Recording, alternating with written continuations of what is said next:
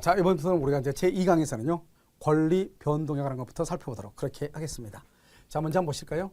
자, 1번을 보면 법률 효과죠. 우리가 법률 효과라고 하는 것은 뭐예요? 그것은 결과이죠. 원인은 뭐죠? 법률 요건이죠. 즉, 계약을 채권행위, 의무 부담행위를 원인이라 하고, 그로 인해서 발생하는 대금 지급 청구권과 소유권 이전 등기 청구권을 우리는 뭐란다? 그것을 법률 효과. 다른 말로 그 법률 효과의 결과를 권리 변동이다. 이렇게 해야죠. 그래서 등기를 가져오면은 등기 청구권에서 등기를 가져오면은 그것은 권리가 변동이 되죠. 그래서 권리 변동의 모습으로 나타난다. 그래서 법률 효과는 원인에 대한 결과이면서 그다음에 권리 변동이 되는 것이다. 이런 말이죠. 2번 토지 수용법상 재결에 의한 토지 취득은 무슨 취득이다? 원시 취득. 원시 취득. 그다음에 협의죠. 협의. 협의란 말은 뭐죠? 여러분 계약이란 말이죠. 계약은 뭐죠? 민법이 적용되죠. 그래서 사경제 주체다. 이렇게 얘기하는 거예요. 우리가요 개인하고 동일한 위치에서 이 말이죠.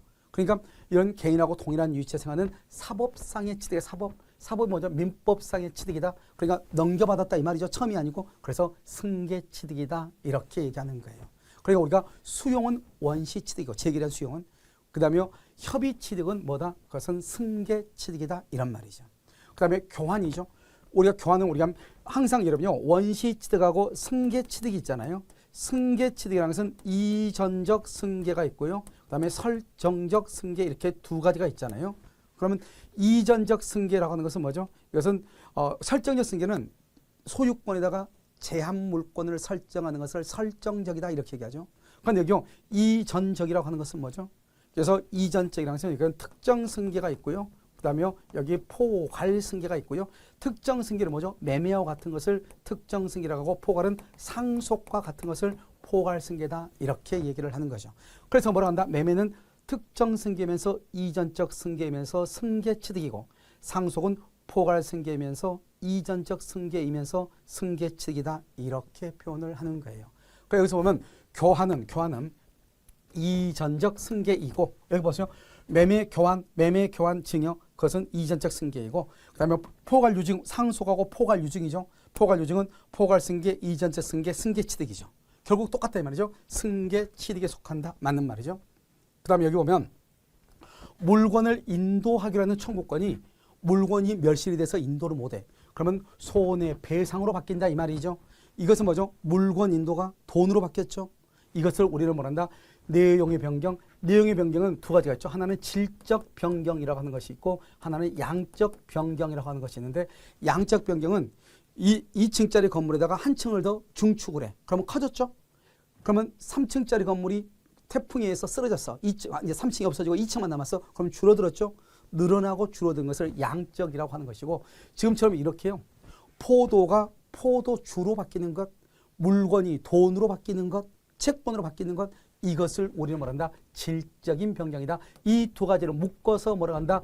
내용의 변경이다. 이렇게 얘기하는 거예요. 그 다음에 임차권이 등기에서 임차권은 원래 채권이죠. 원래 대항력은 물권에 있는 특수한 효력이란 말이죠.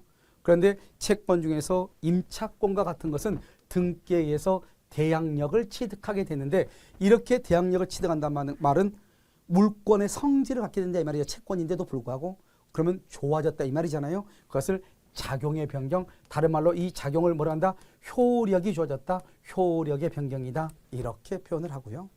그 다음에 5번은 권리가 절대적으로 소멸하려면 어떻게 해야 돼요?